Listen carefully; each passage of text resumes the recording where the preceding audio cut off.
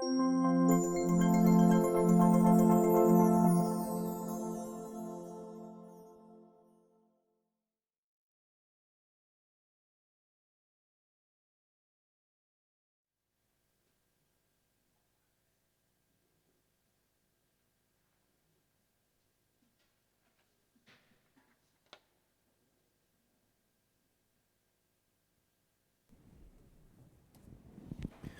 dia, meus irmãos. Sejam bem-vindos à casa do Senhor. Nós estamos contentes por podermos estar juntos nesta realidade de culto presencial, mesmo com algumas limitações, e somos gratos a Deus por isto. Há muitos motivos de gratidão cada vez que nós nos reunimos como igreja. Primeiro, porque existe igreja. Podíamos estar em alguns lugares do mundo onde não há igreja. Segundo, porque a igreja tem a porta aberta. Também há lugares do mundo em que há igreja, mas a porta não se pode abrir e nós podemos. Terceiro, porque nós podemos ter culto presencial. É verdade que com algumas limitações, mas há lugares do mundo que estão fechados a esta possibilidade. Ou seja, só isto já é motivo de gratidão. Então, já temos que começar a agradecer ao Senhor por tudo o que é possível. Termos igreja, termos liberdade para cultuar a Deus, temos a possibilidade de abrir a porta e estarmos aqui nesta hora. E por isso nós louvamos ao Senhor. Agradecemos a presença dos irmãos, aqueles que estão a acompanhar-nos pela transmissão online também. E vamos iniciar o nosso culto orando ao Senhor, agradecendo, colocando o nosso coração com a atitude certa, própria, que é a atitude de adoração e de louvor e de gratidão e de ação de graças para nós entrarmos na sua presença. E vamos aproveitar o nosso prelúdio musical para isso.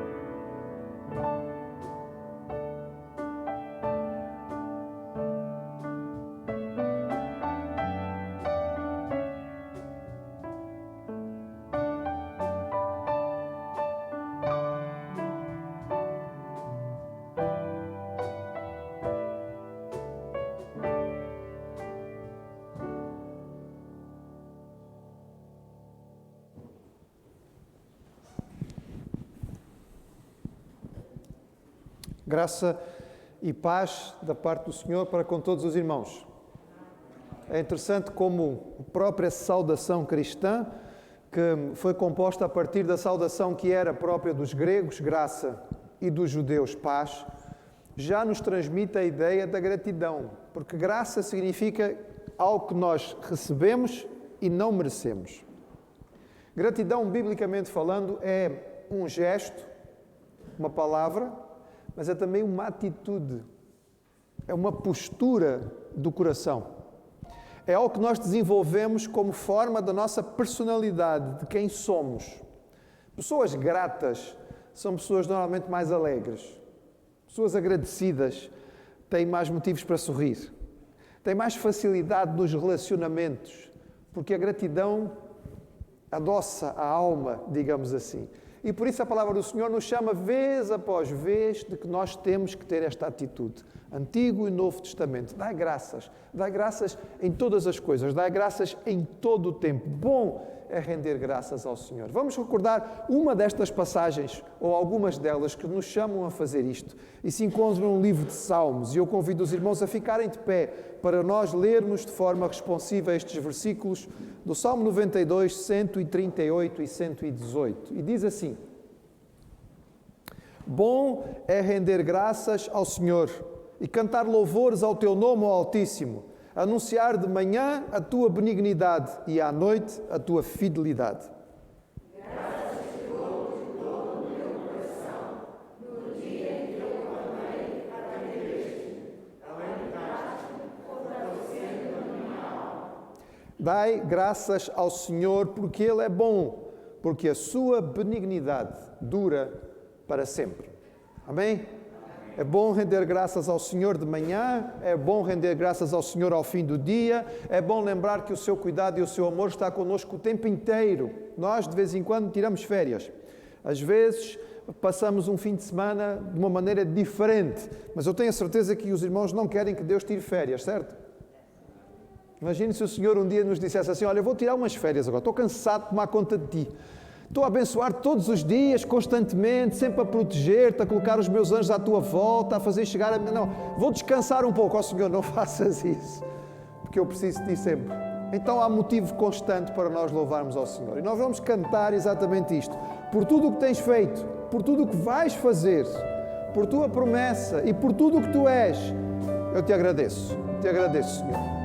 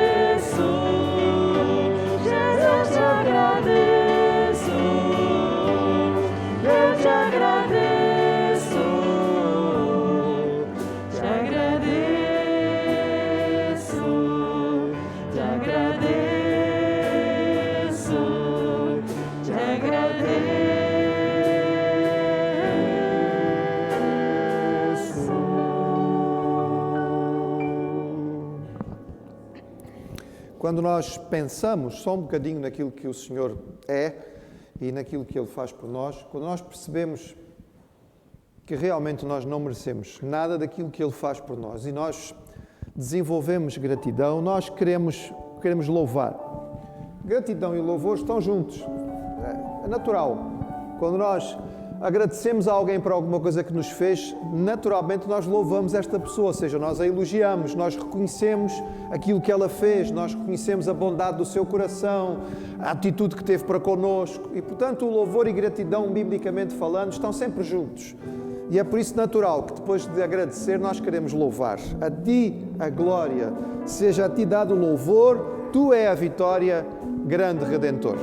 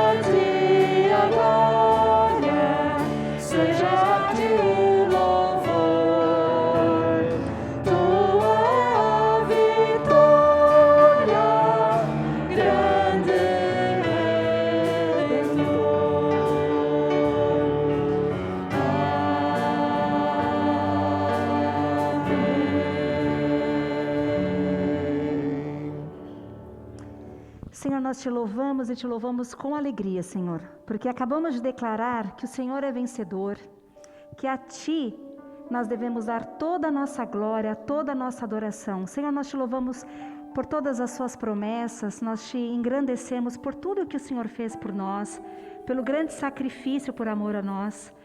E, Senhor, nós te pedimos perdão, Pai, por todas as vezes que de fato murmuramos e nos esquecemos de ter um coração grato o tempo todo, porque o tempo todo o Senhor é bom, porque a tua benignidade dura para sempre. E quantas vezes entristecemos o Senhor, entristecemos o Espírito Santo quando nós murmuramos.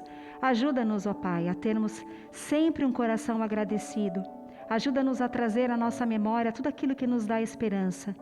E acima de tudo, Senhor, ajuda-nos a ter um coração grato por aquilo que o Senhor não fez, pela oração que nós fizemos, que o Senhor não respondeu como gostaríamos, mas que devemos descansar que a Tua vontade é perfeita, é agradável, é melhor que a nossa.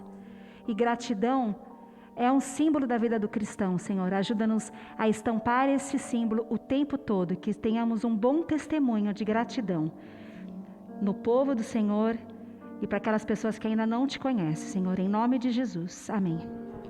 Amém. Amém. Antes que o irmão se sente, dê uma olhadinha quem está à sua volta, talvez atrás, pelo menos um tchauzinho pode dar, não é? Estamos limitados na nossa possibilidade de saudação, mas isso ainda é possível. Obrigado pela sua presença conosco, o irmão pode sentar-se. Nós não estamos a fazer a recolha de ofertas, que era habitual, não é? Neste momento.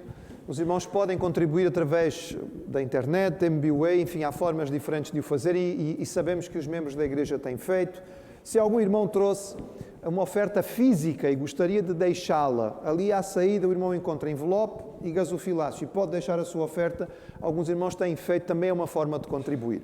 Nós continuamos a colaborar e de uma forma talvez até mais ativa por causa das dificuldades que este período tem trazido, dando cestas de alimentos a algumas famílias carenciadas. Se o irmão gostaria de participar de forma física, pode fazê-lo. Traga, não é? Aqueles elementos que fazem parte, que podem fazer parte da cesta, e ali à entrada, o irmão à direita, antes de descer as escadas, tem um local onde pode deixar ali essas compras, digamos assim, que depois vão ser colocadas nas diferentes cestas. Lembrar aos irmãos que nós estamos procurando, dentro das limitações, ter as nossas atividades a acontecer. É verdade, algumas estão a ser online, algumas estão a ser através de Zoom, não é? Algumas classes de escola dominical, reunião de oração, reunião de estudo bíblico de semana, mas também temos várias atividades presenciais, além dos cultos. E seria bom que os irmãos estivessem atentos a isto. Por exemplo, escola bíblica dominical dos mais pequeninos, assim como dos juniores, que já são alguns adolescentes, estão a acontecer todos os domingos às 10 horas. Então, podem trazer os seus pequeninos ou falar com as famílias que querem fazê-lo. Neste caso, participam do culto das 10, que já aconteceu e que vai ser transmitido através da internet só às 6h30. Também, durante o culto das 10, está aberto o nosso berçário. Já está novamente aberto e, portanto, pronto para receber quem vier com bebés e quiser participar do culto das 10, tem onde deixar o seu pequenino. Hoje estava disponível, mas não havia bebés para ficarem lá. Mas é bom que os irmãos saibam, porque estas são as formas de fazer.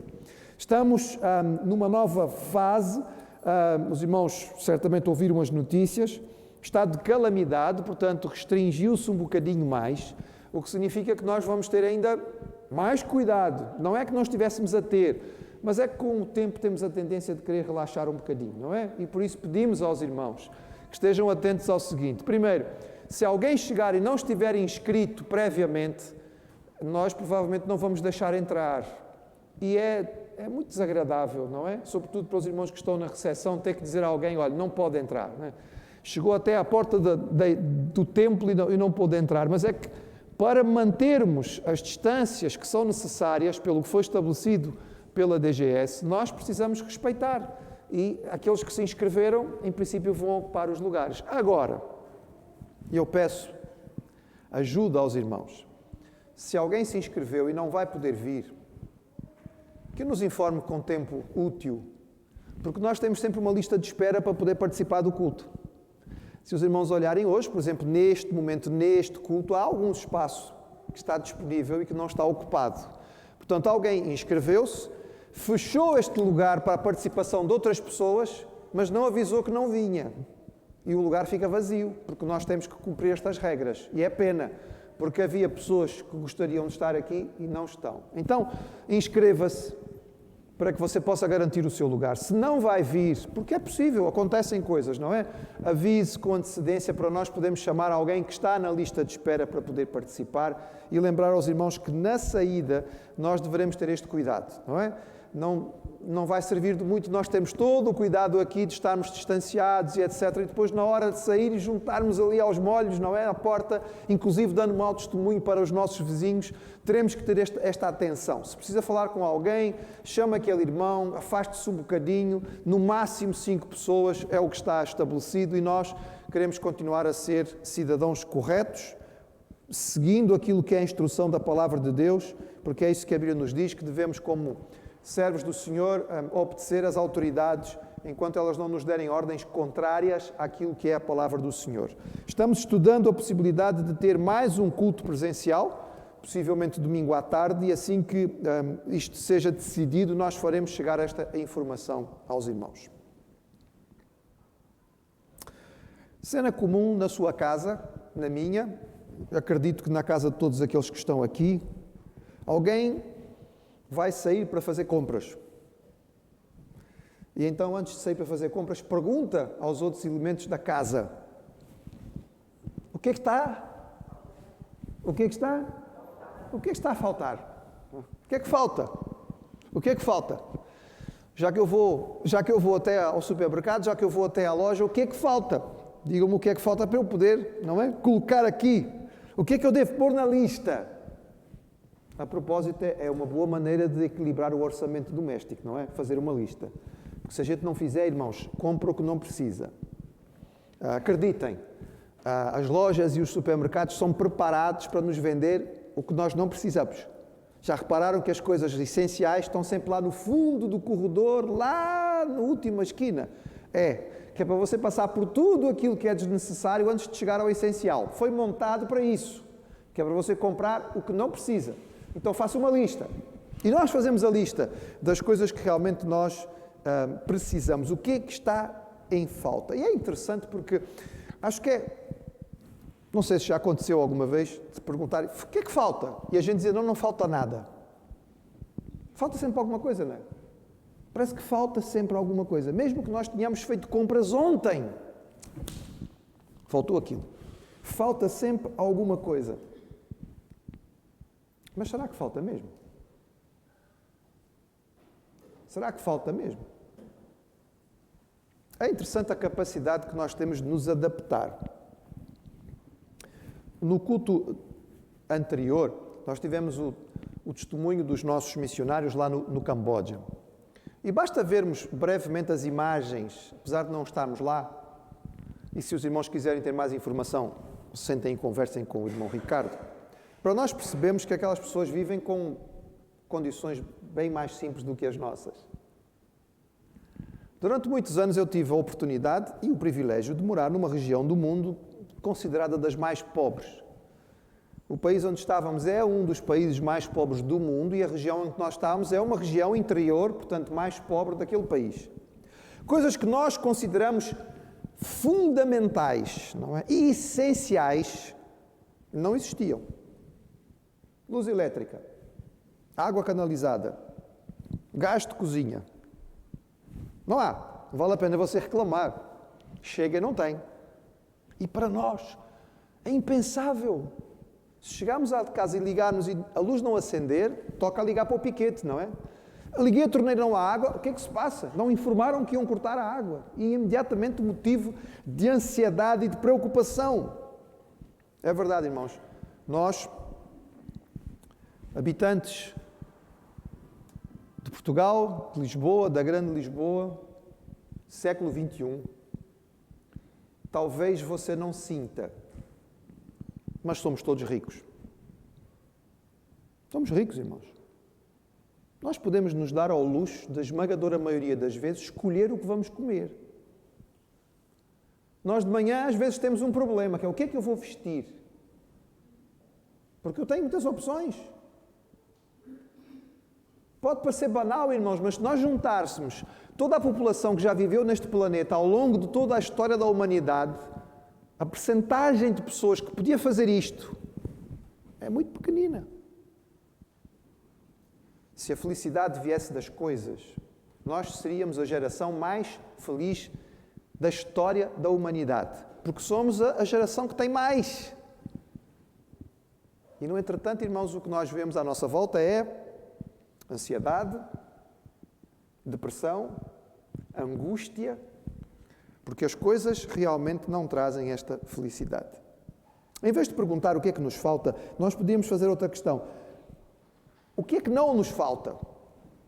Que é outro modo de dizer o que é que nós temos. Do que é que nós podemos ser gratos? Às vezes, parece que nós partimos do princípio que nós, para sermos alguma coisa ou para fazermos alguma coisa, temos que ter. Se eu tivesse, eu faria. Se eu tivesse, eu seria. Só que é dramático, porque às vezes até temos e não somos. Às vezes até temos e não fazemos. E há algumas histórias bíblicas que nos mostram exatamente isto. Não aquilo que faltava, mas o quanto a pessoa tinha. E, no entretanto, não era e não fez. E uma dessas histórias, que é muito interessante, é uma história muito conhecida, é um dos relatos bíblicos sobre um dos profetas mais conhecidos da Bíblia. Algumas pessoas consideram-no o pregador mais bem-sucedido da história. Há controvérsia, mas pronto. É um personagem muito conhecido e a sua história é bastante conhecida. Eu estou a falar de Jonas. Mas eu queria que nós gastássemos alguns domingos olhando para a história de Jonas, tão conhecida, mas pensando nela não para nós criticarmos Jonas. Jonas é um daqueles personagens bíblicos. Nós temos alguns, evangélicos em particular, têm alguns personagens preferidos que nós gostamos de falar mal deles, não é? Nós amamos falar mal de Pedro, não é? Porque ele falava demais, como se nós soubéssemos conter a língua. Nós amamos criticar Tomé, porque ele não cria enquanto não via. Até parece que somos todos gigantes de fé. E nós gostamos muito de falar mal do Jonas. Mas a história dele ensina-nos muitas coisas. Eu queria que nós começássemos a olhar para Jonas e aprendêssemos alguma coisa com ele. Vou convidar os irmãos a abrir as suas Bíblias. Eu não tenho PowerPoint desta vez. É para o irmão acostumar a abrir a Bíblia, porque depois eu já percebo que alguns até já nem trago mais a Bíblia, né? O pastor vai pôr o PowerPoint, não vale a pena. Então abra a sua Bíblia, livro de Jonas, capítulo 1. Jonas está aquela parte da Bíblia que normalmente a gente não lê, não é? Os profetas menores. Só os nomes são complicados. Oséias, Joel, Amós, Obadias, Jonas. Então abra lá, Jonas, capítulo 1. Vamos ler alguns versículos aqui também no livro de Reis, para que nós possamos ter uma figura, uma imagem do Jonas, não é? Vamos começar com Jonas 1, versos de 1 a 3. Iniciozinho do livro.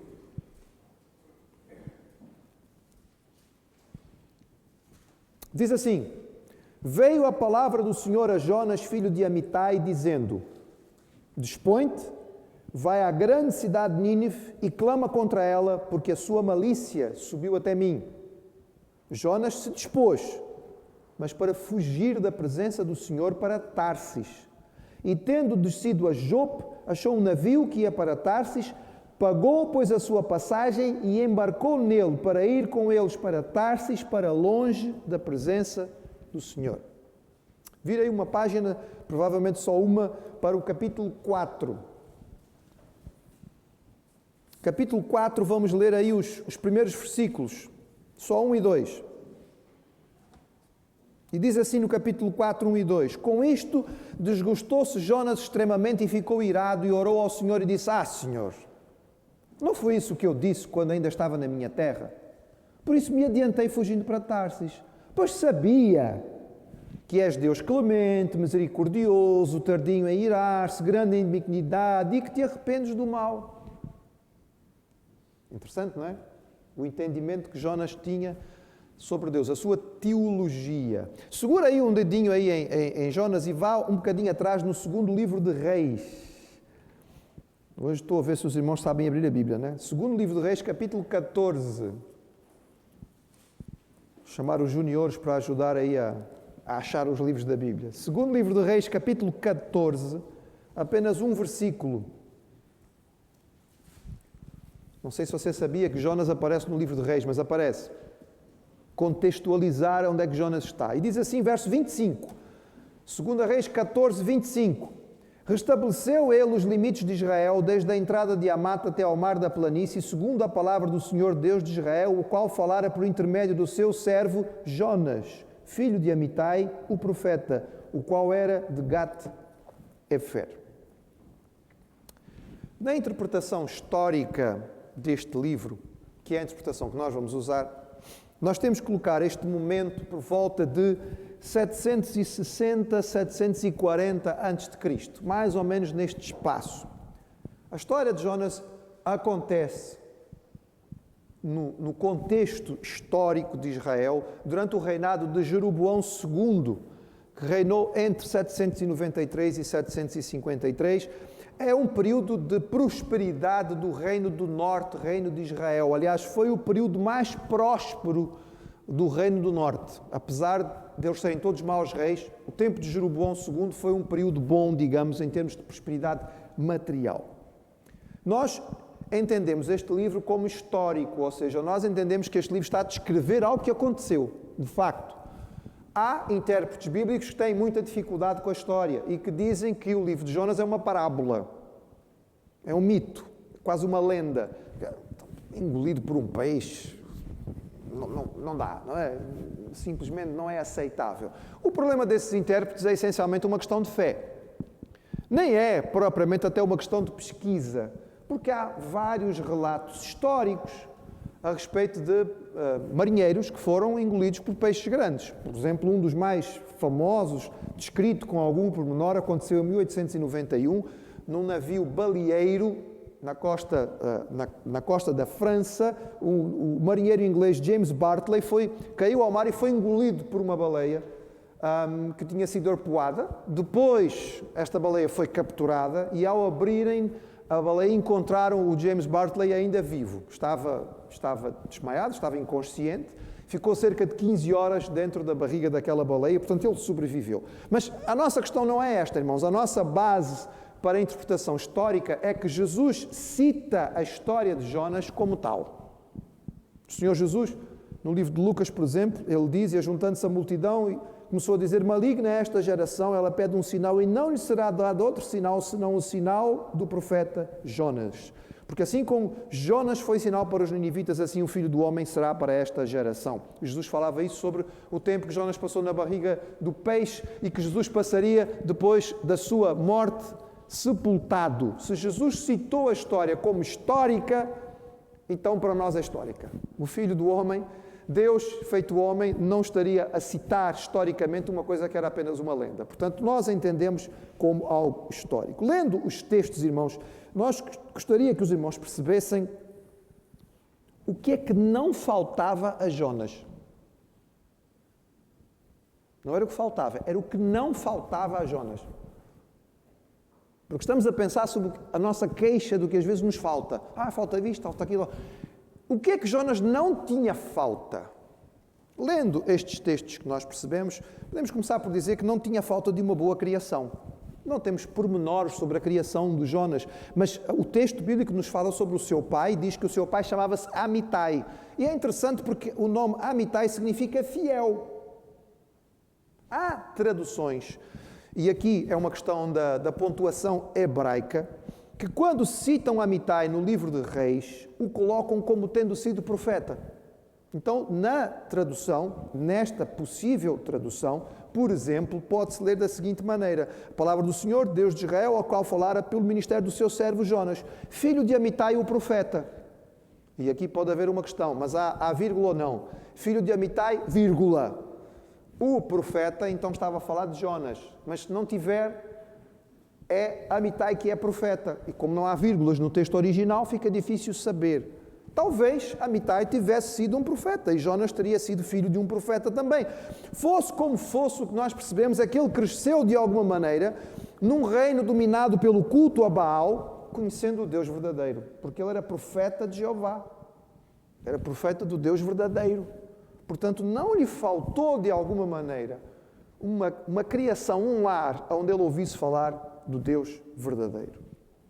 Não faltava a Jonas revelação. Estamos no Antigo Testamento, irmãos. A revelação não era assim tão comum. Eles não tinham a Bíblia na mão como nós, não é? Quantas Bíblias o irmão tem lá em casa? Provavelmente várias. Eu também. Mas, naquele tempo, os livros eram raríssimos. As pessoas não tinham facilidade de acesso à palavra. E a revelação do Senhor não acontecia com toda a gente. Mas não faltava revelação de Deus a Jonas. Jonas era um profeta do Senhor que recebia visões e profecias. Ele ouvia a voz de Deus de forma direta. Que hoje em dia não acontece, não é? É verdade que às vezes algumas pessoas dizem assim: mas Deus me disse. Ok. Explica um bocadinho melhor. Deus falou contigo, audivelmente? Hoje em dia nós entendemos que o Senhor fala connosco através da sua palavra. Fala connosco através dos seus servos. Mas não é muito provável que nós estejamos a ouvir a voz de Deus. Mas Jonas ouvia a voz de Deus. Deus falava com ele audivelmente. Não lhe faltava revelação completa, não lhe faltava a presença do Espírito. Ele não tinha falta do conhecimento do que é que Deus queria. Deus se revelou e deu uma ordem clara, específica e direta. Jonas não podia dizer que não sabia o que é que Deus queria para ele. Uma das questões que mais ouço, as pessoas procuram o pastor mais vezes, justamente para perguntar isto. Mas qual é a vontade de Deus? Às vezes, a pessoa tem a Bíblia na mão e está expresso ali a vontade do Senhor, mas a gente quer dar um jeitinho, não é? Então vai perguntar ao pastor que é para ver se consegue escapar do que o texto diz. Mas Jonas não tinha esta dúvida, irmãos. Não havia um questionamento de que será que Deus quer? Não havia dúvida, não faltava revelação. Deus disse, levanta-te, vai para Tarsis e prega contra ela. Ele sabia exatamente o que Deus queria. Não faltava a Jonas, irmãos, dom e talento. Veja bem, no Antigo Testamento a ação do Espírito Santo é diferente do Novo Testamento. No Antigo Testamento a ação do Espírito Santo é seletiva e temporária. Ou seja, ela acontecia só com alguns, não era para todos. De vez em quando ouvimos falar de uma pessoa que foi cheia do Espírito Santo, mas não era toda a gente. Não era todo o povo de Deus que tinha a presença do Espírito Santo. Isso é uma realidade do Novo Testamento. No Novo Testamento é que o Espírito vem para todos. Pentecostes, todos foram cheios do Espírito. A palavra diz, se alguém não tem o Espírito do Senhor, esse tal não é dele. Novo Testamento. Antigo Testamento, não. E a presença do Espírito Santo no Antigo Testamento era temporária. Lembram a história de Saul? Saul foi cheio do Espírito Santo. Derrotou os amonitas. Mas depois começou a entrar num caminho de desobediência. E o texto bíblico especificamente diz que o Espírito de Deus deixou a Saul. É por isso que quando Davi tinha tido esta experiência, ele viu o que aconteceu com Saul. Quando Davi pecou, ao fazer o seu salmo de confissão, ele pede ao Senhor, não retires de mim o teu Espírito, certo? Salmo 51. Essa oração é do Antigo Testamento. Nós não vamos fazê-la no Novo Testamento, porque é outra realidade. Mas num contexto em que a ação do Espírito era seletiva e temporária, Jonas tinha a presença do Espírito do Senhor. Ele não tinha falta de talento e nem de dom. Ele não tinha falta da capacidade de Deus para poder pregar. Nós sabemos que ele era um bom pregador porque sabemos que ele tinha tido a sua experiência de pregação e profetizar dentro do contexto da sua terra e tinha sido bem sucedido, assim como nós temos certeza absoluta que ele estava capacitado para pregar em Nínive, porque ele depois vai pregar e vai correr muito bem. Portanto, ele não tinha falta de dom. O Senhor não lhe chamou para uma coisa à qual ele não estivesse habilitado. Jonas não podia dizer, Senhor, tu pediste-me para fazer isto, eu percebi exatamente o que é que tu queres, mas eu não tenho muito jeito. Não é a minha área de especialidade. Ele não podia dizer isso, irmãos, porque ele tinha o dom. Ele tinha recebido do Senhor a capacitação. Ele tinha talento para fazer aquilo. Não faltava a Jonas sucesso. Como eu disse aos irmãos, ele viveu numa época muito particular em que o Reino do Norte vivia um período de prosperidade. Todos os reis do Norte foram maus reis, todos. Mas, pela misericórdia do Senhor, a época de Jeroboão II foi uma época de sucesso. O reino de Israel conseguiu recuperar as fronteiras que tinha perdido contra os sírios, contra os arameus. Recuperou as fronteiras praticamente à extensão da época de Salomão. E isto foi inédito. Mas isto tinha sido profetizado por Jonas. Jonas profetizou que Israel ia voltar a ter as fronteiras antigas e realmente conseguiu. Agora imaginem, irmãos, numa época, num contexto, lembram-se do Reino do Norte, só tinha reis maus. Os profetas que aparecem no Norte normalmente estão a profetizar o quê?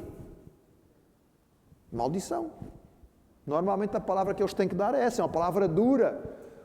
Profeta do Norte clássico, Elias, dedo na cara do rei, não é? Eliseu, palavras pesadas. Jonas veio e trouxe uma palavra de bênção. Olha, vamos prosperar, vamos recuperar as nossas fronteiras, vamos crescer. O que é que os irmãos acham que o povo achava de Jonas? Um profeta que fala de prosperidade, toda a gente gosta, não é? Não faltava sucesso, irmãos. Quando nós comparamos a oportunidade e o privilégio que ele teve, por exemplo, com Jeremias, Jeremias foi um grande profeta fiel, sério, homem de Deus, sofreu imenso. Não teve sucesso nenhum, irmãos. Caramba, a vida de Jeremias, ele pregou, e o povo fazia tudo ao contrário, e no fim, ele ainda teve que ver a destruição da cidade. Que pesado. Mas Jonas, irmãos, era um profeta de sucesso, ele tinha pregado a bênção, e a bênção tinha vindo. Certamente ele era bem querido, tanto do povo, quanto da casa real, porque era um profeta que falava coisas boas, não faltava sucesso, não faltava um conhecimento correto de Deus. A doutrina, a teologia de Jonas era correta. É por isso que eu li para os irmãos os primeiros versículos do capítulo 4. Veja o que é que ele sabe sobre Deus.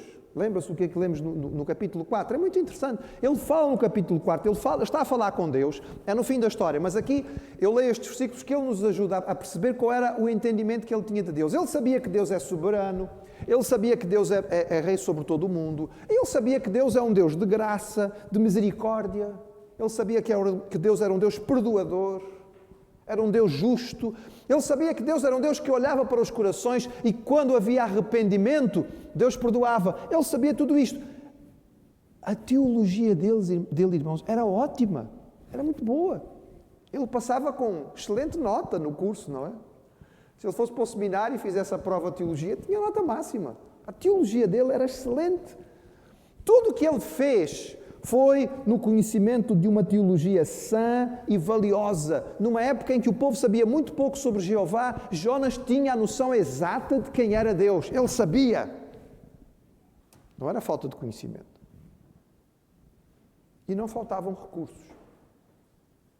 A maioria dos profetas devia viver com bastante dificuldade. Nós, lendo a história, os irmãos têm acompanhado, por exemplo, os estudos bíblicos de quarta-feira, sabem que nesta época era uma época que havia várias comunidades, não é? Comunidades de monoteístas radicais que adoravam ao Deus Jeová verdadeiro, chamadas também escolas de profetas. E percebemos que eles viviam em comunidade e com alguma dificuldade, não é? Às vezes faltava pão, Eliseu teve que multiplicar o pão, às vezes não havia recursos para morar, tinham que tentar aumentar um bocadinho as cabanas onde eles moravam, eles viviam com dificuldade. A vida de profeta não era fácil, os recursos eram pouquinhos. Mas claramente Jonas não tinha falta de recursos, irmãos. Porquê é que eu digo isso? O texto bíblico nos diz que Deus manda que ele vá para Nínive e ele vai para Jope e pega um barco para Tarsis.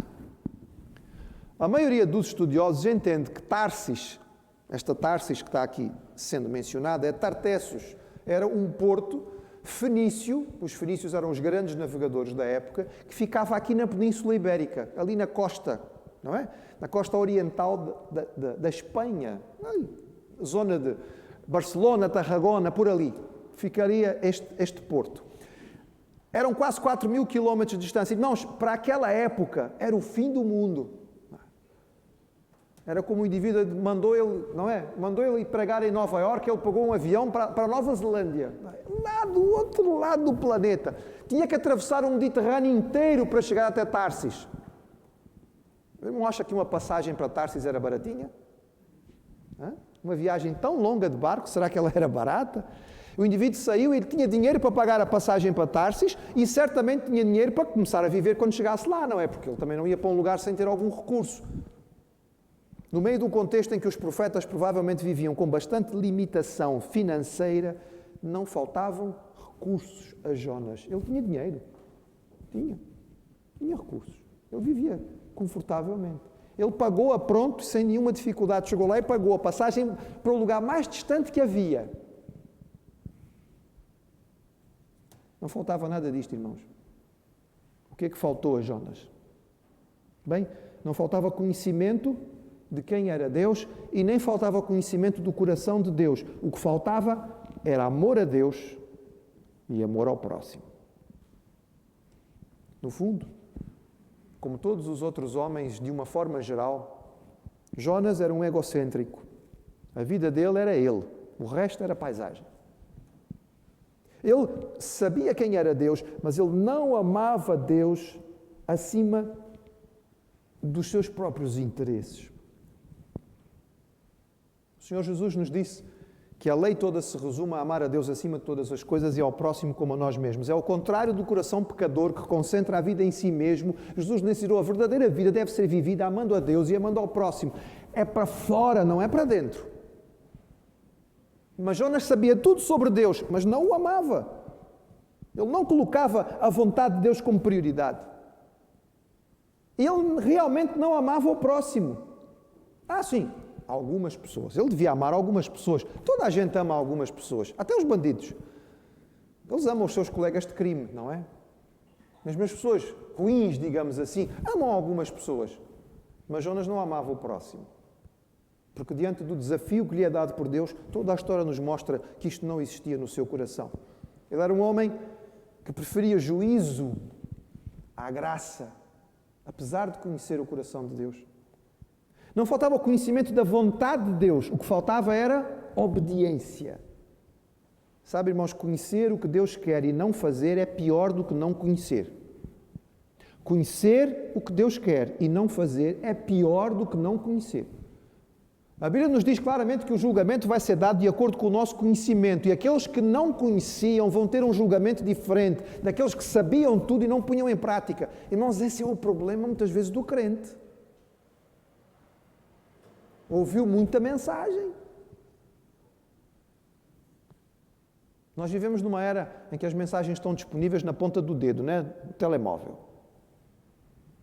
Tem crentes que tomaram o hábito, eles não ouviram o pastor. Eu ouço o pastor no domingo, às vezes. Eu ouço mensagem todos os dias. Eu tenho os grandes pregadores disponíveis na ponta do meu dedo no telemóvel. E toca a ouvir mensagem. Eu não tenho nada contra, já disse aos irmãos várias vezes.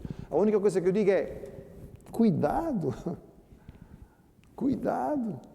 Você está a receber muito. E está a viver com aquilo que está a receber. Jonas não tinha falta de entendimento de quem era Deus. O que ele não tinha era obediência. Ele não somente não fez o que Deus pediu, ele fez o contrário. Deus disse: vai para lá, e ele foi para lá. Deus disse: vai pregar a Nínive, e ele fugiu para Tarsis, conscientemente. Sabendo o que Deus queria, fez o contrário do que Deus pediu. Irmãos, antes de nós criticarmos a Jonas, nós temos que olhar para nós mesmos, porque nós já sabemos muito, recebemos muito, foi-nos revelado muito. Não faltava a Jonas boa teologia, o que faltava era a aplicação pessoal das verdades que ele conhecia. Ao tentar fugir de Deus, há aqui duas possibilidades. Uma delas é que Jonas, afinal de contas, pensasse como os pagãos. Os povos da época normalmente viam os deuses com geografia, não é? Deus era limitado pela geografia. O Deus do povo tal atuava aqui. Então o Deus de Israel atua em Israel. Se eu fugir de Israel, ele não tem poder. No mar, então, estou tranquilo, porque o Deus de Israel não é um Deus do mar. Toda a gente sabia isso. O Deus de Israel era o Deus das montanhas, porque ele era o Deus do Sinai. E há relatos bíblicos em que Deus deu a vitória a um rei mau, Acabe, porque os sírios vieram contra ele, dizendo assim: vamos lutar na planície, porque ele é um Deus das montanhas. E Deus disse: ok, para que estes fulanos aprendam que eu sou o Deus da montanha e da planície, vocês vão ganhar. E ganharam. Mas mar, não. O povo de Israel não era um povo de mar. Era um povo que não conhecia o mar. O mar era símbolo de caos, de instabilidade. Os judeus normalmente não gostavam de mar. Os irmãos, lendo o livro de Salmos, sistematicamente veem o mar sempre descrito como uma coisa perigosa. Então o Deus de Israel não é um Deus do mar. Talvez fosse esta a falha dele. Ele talvez tivesse entendido errado, que afinal pensou que Deus estava limitado a Israel. Talvez. Mas é muito provável, irmãos, é muito possível que na verdade Jonas soubesse que Deus era Deus do mundo inteiro. O que ele pensou é que se ele fugisse da presença do Senhor em termos de Israel, ele fugia do mandato profético. Ele fugia da função profética. Deus me deu uma função em Israel e agora Ele até me dá uma função em Tarsis, mas se eu for, em Nínive, mas se eu for para Tarsis, aí eu fujo. Lá o Senhor não vai me usar como profeta. É como se Ele tivesse pedido licença sem vencimento. Senhor, olha, Eu sou profeta, mas eu quero uma licença sem vencimento. Eu quero viver agora um bocadinho sem ser profeta. Vou para Tarsis para ter umas férias. Tem muitos crentes que pedem licença sem vencimento. É triste, irmãos, olhar a história de Jonas, porque diante de tanto potencial e de tantas bênçãos, tanto talento, tanto sucesso, tanto conhecimento, tantas oportunidades de serviço, nós ficamos pasmados com o fracasso absoluto de Jonas. Mas, como eu disse aos irmãos, o nosso objetivo em meditar sobre ele é pensar em nós, não apenas apontar o dedo a ele. Até que ponto nós também não somos, por vezes, culpados de ter e não valorizar? De conhecer e não viver? De receber e não usar? De usufruir e não ser gratos? Por vezes eu ouço as pessoas reclamarem sobre o casamento. É muito comum, irmãos, na vida pastoral, nós ouvirmos queixas. E quando o casal senta na frente do pastor, normalmente complica, não é? É o marido a reclamar da mulher e a mulher a reclamar do marido. Eu ouço isso em dois contextos, porque além de pastor também sou médico, como os irmãos sabem. E os irmãos não imaginam o quanto há confusão no consultório, não é? Chega a ser divertido. Normalmente, quando as mulheres querem entrar junto com os maridos no consultório, é sempre muito interessante, não é? Não é, Margarida? As mulheres querem entrar com os maridos para quê? Porque os maridos, quando chegam ao consultório, nunca estão doentes. Não estão, está tudo bem. O homem, quando vai à consulta, normalmente uma de duas. Ou ele é um hipocondríaco que quer fazer exames a tudo, ou então foi porque foi forçado. Não, está tudo bem. E a mulher começa, pois é, mas agora tu não fazes as reclamações que fazes lá em casa. E tens que dizer, é ao médico, não é a mim. Não te dói não sei o quê, e tu não reclamas não sei o que mais, e sobes as escadas e ficas ofegante, e a mulher fala, e o marido já está... E eles às vezes controlam-se ali dentro, eu fico imaginando isto, quando sair na rua, puf! Temos tanta coisa para reclamar. Mas será que nós já paramos para agradecer a quem Deus colocou ao nosso lado? Quando falamos em casamento, estamos a falar sobre alguém que fez uma opção. As pessoas não são obrigadas a casar. Esta pessoa, dentro de todas as possibilidades que podiam existir à sua volta, escolheu a mim. Podia estar com outra pessoa, mas escolheu a mim. Porquê? Sou assim tão fantástico e maravilhoso que só podia... Não, foi um privilégio dessa pessoa ter casado comigo. Que visão limitada. Será que somos capazes de olhar e perceber os dons, os talentos, a beleza da pessoa que o Senhor colocou ao nosso lado e sermos gratos? Senhor, obrigado. No meio de tudo isto, tu me dás este privilégio de conviver com esta pessoa. Tem os seus defeitos. Como se nós fôssemos perfeitos. Tem as suas falhas. Mas eu também tenho. Convivemos e partilhamos. Será que damos valor àquilo que o Senhor tem colocado nas nossas mãos? Será que temos agradecido ao Senhor as famílias que temos? Irmãos, eu às vezes fico preocupado porque acompanho mais uma vez dentro da realidade pastoral. Por vezes, casais a chorarem porque não conseguem ter filhos. Já muitas vezes. E oramos, e intercedemos, e pedimos, e clamamos. E então um dia vem, a bênção, a criança chegou. Louvado seja o Senhor. E passado pouco tempo estão os pais a reclamar da criança. Dá muito trabalho, faz muito barulho, é muito difícil de ensinar, etc. e tal. Quando os pais começam a reclamar muito dos filhos, irmãos, eu fico preocupado. Porque a Bíblia diz que os filhos são... Imagina que você dá um presente a alguém. Você dá uma prenda. E não é uma prenda qualquer, uma prenda especial. Você preparou, elaborou, gastou e chegou e deu aquela prenda àquela pessoa. Como é que você vai se sentir se daqui a bocado a pessoa começar a reclamar? Olha, aquela prenda que você me deu era muito... mas aquela... Você não imagina, a prenda que você me deu...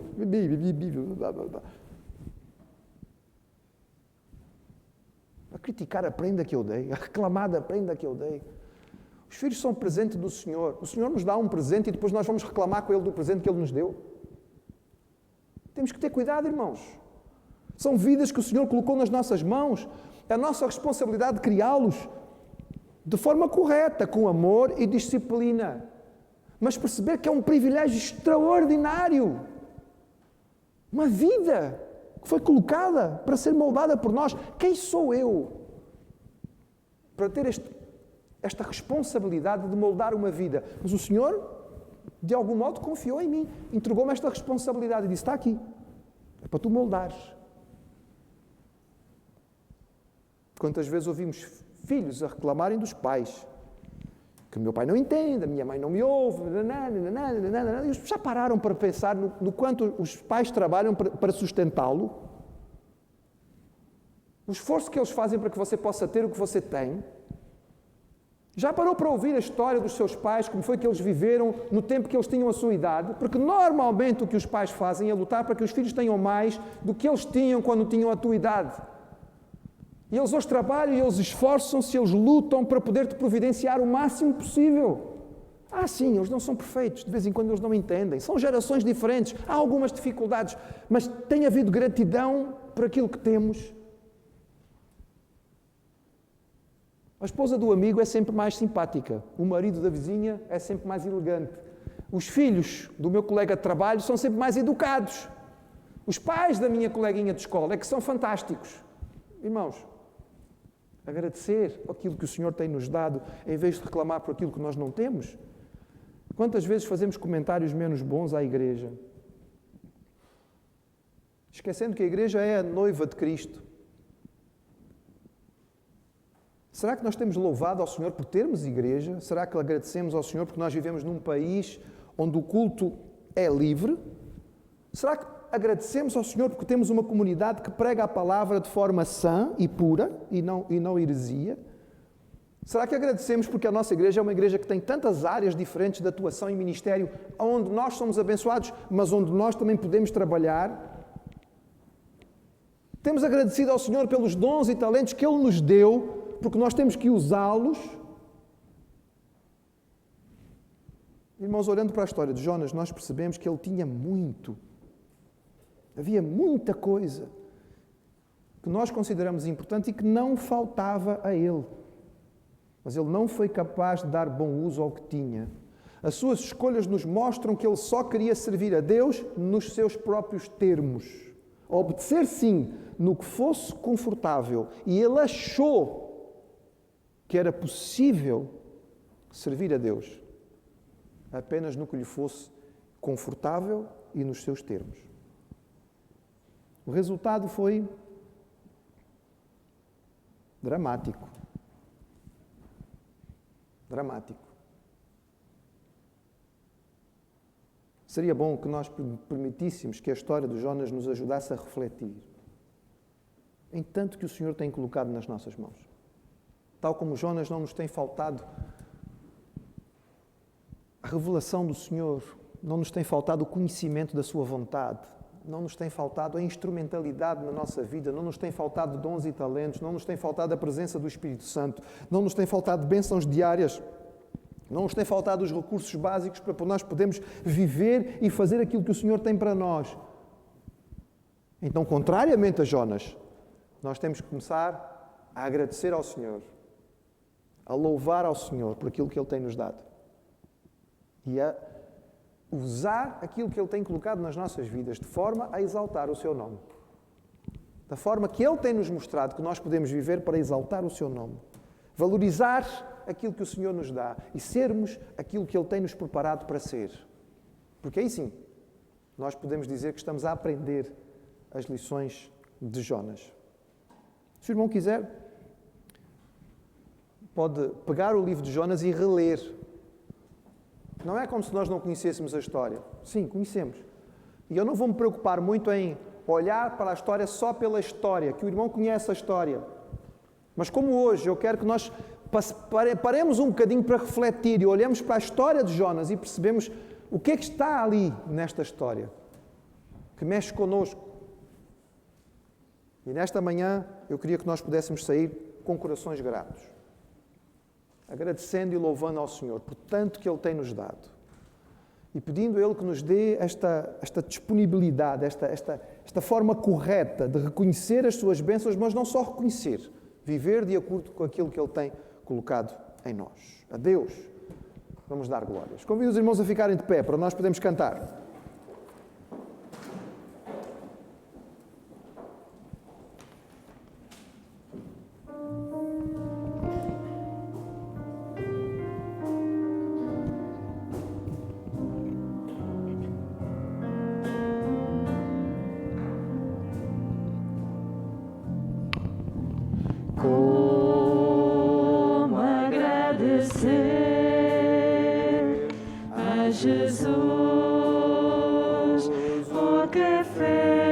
fez por mim. Bênção sem medida, vem provar o seu amor sem fim. Nem anjos podem expressar a minha eterna gratidão. Tudo que sou e o que vier a ser, eu ofereço a Deus. A Deus demos glória, a Deus demos glória, a Deus demos glória pelas bênçãos sem fim. Com seu sangue salvou-me, seu poder transformou-me. A Deus demos glória pelas bênçãos sem fim.